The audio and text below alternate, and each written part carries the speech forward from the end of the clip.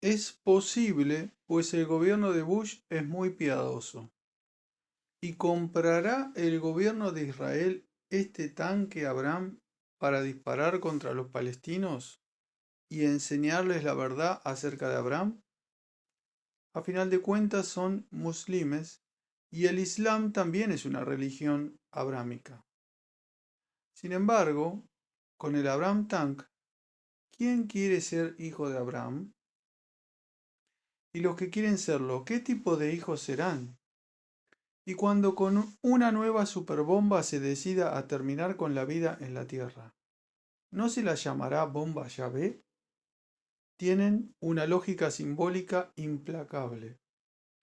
La primera reunión a la que el ejército estadounidense convocó a la oposición iraquí se realizó en la ciudad de Ur, y las noticias destacaron que Ur es el lugar en el que Abraham nació y vivió la primera parte de su vida. La seguridad de la reunión fue garantizada por tanques bautizados Abraham Tank.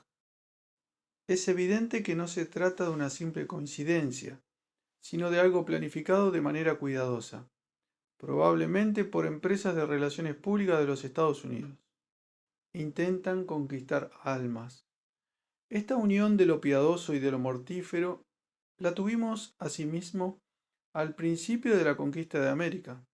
Los conquistadores usaron cruces, que eran espadas, y espadas, que eran cruces. Se trata siempre de la peor forma de fomentar la agresividad mortal que siente una conciencia buena y tranquila.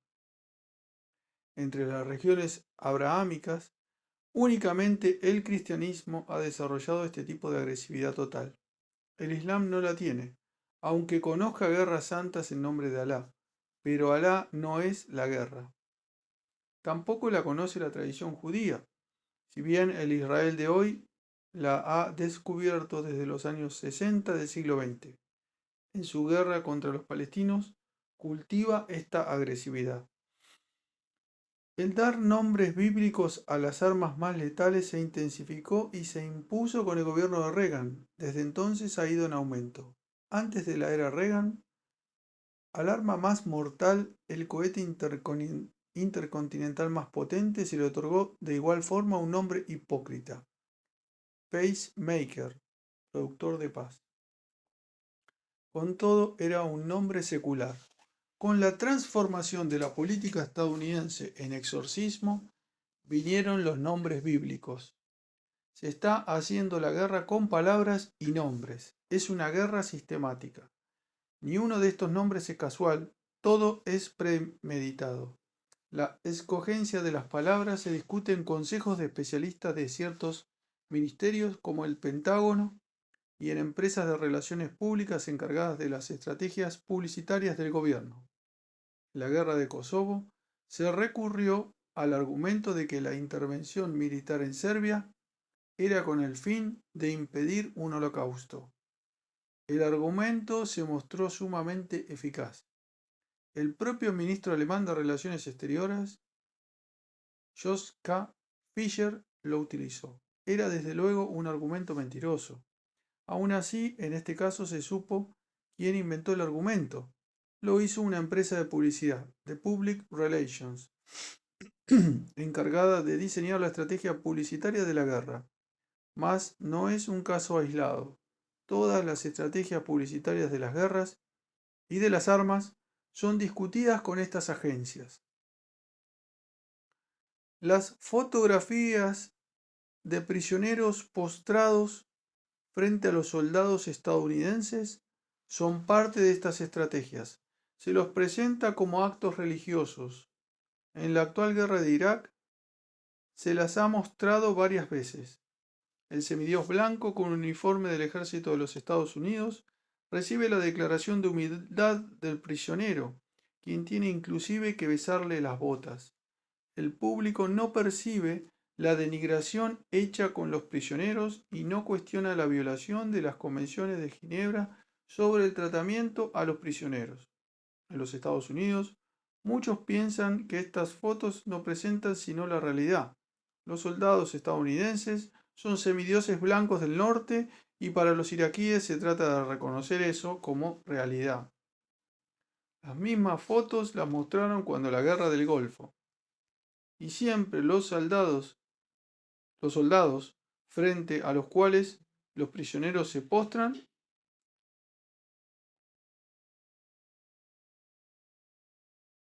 son blancos.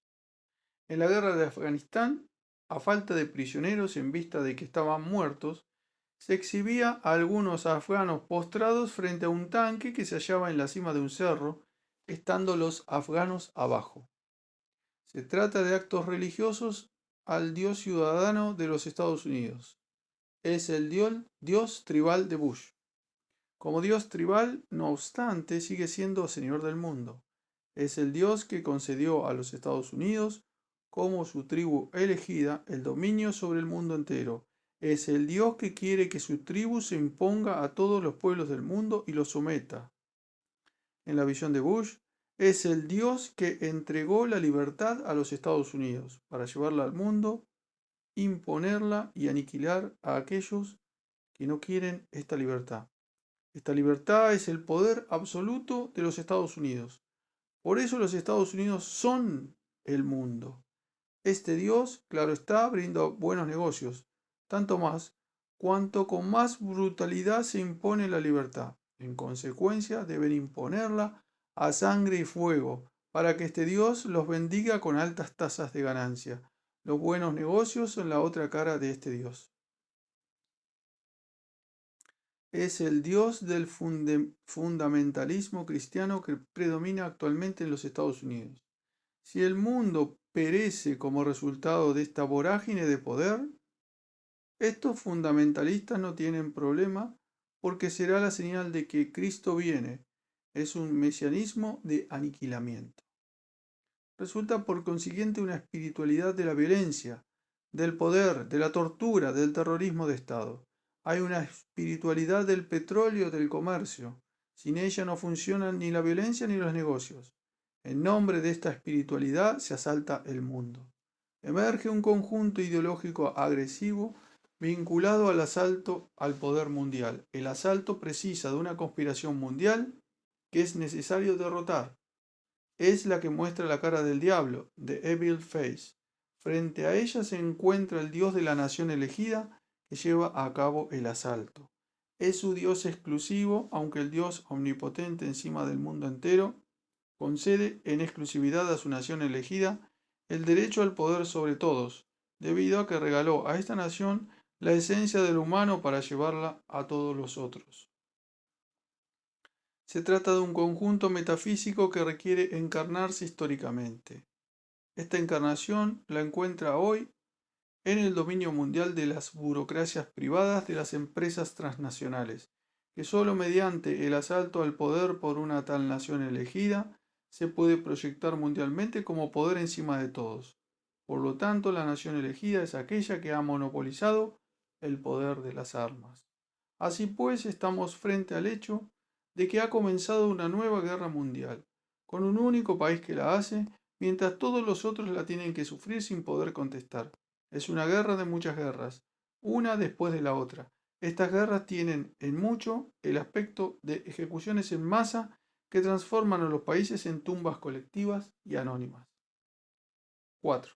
El cambio de significado de la palabra libertad. Con esto cambia el significado de la palabra libertad. Es la libertad que ya no come papas francesas, puesto que ahora la llama papas de la libertad. Como Francia se negó a la guerra, en los Estados Unidos ni se podía mencionar su nombre. El propio Congreso decidió entonces rebautizar a las papas francesas papas de la libertad. Si yo tuviera que comer papas de la libertad me producirían náuseas. Me las producirían a pesar de que me gustan las papas francesas. Tampoco hay tostadas francesas, solamente tostadas de la libertad. De igual manera, la ensalada rusa es ahora, por dictado del Congreso, ensalada de la libertad. 40 años de Guerra Fría no alteraron el nombre y todo ese tiempo se comió en los Estados Unidos ensalada rusa. Hoy, como Rusia está contra la guerra de Irak, nada más hay ensalada de la libertad. Da igualmente náuseas comer esta ensalada, aun cuando como ensalada rusa sea muy rica. La ensalada rusa no ha cambiado. Los que han cambiado son los Estados Unidos. Los símbolos muestran que lo que ha cambiado es el significado de la libertad. Empero no es la libertad de la que se trata en las luchas por la libertad. Esta otra es una libertad que provoca náuseas, al igual que las papas de la libertad y la ensalada de la libertad, ya que es la libertad del libre exterminio de los otros. Es la libertad como derecho a atacar a quien consideremos una amenaza o a cualquier país que pueda convertirse en una competencia militar. Es la libertad que los Estados Unidos ejercen ahora en Irak y ejercieron antes en Afganistán, y anuncian que la ejercerán durante un largo futuro, inclusive por 100 años. Disponen de listas de los países por aniquilar y en la Casa Blanca se decide durante el desayuno, con tostadas de la libertad, cuál país será el próximo. Podemos leer esas listas pues las publican, pese a que son tentativas. Resultan de reuniones como aquellas famosas realizadas en Guatemala por Efraín Ríos Montt, después de su visita dominical a la iglesia, en las cuales eran analizadas listas de adversarios políticos y se decidía a quiénes desaparecer en la semana siguiente. Esto, la Casa Blanca lo está globalizando. 5. La nueva estrategia de aniquilamiento. La nueva estrategia es de decapitación. Se trata de decapitar países, regiones, organizaciones, iniciativas, decapitando a sus líderes.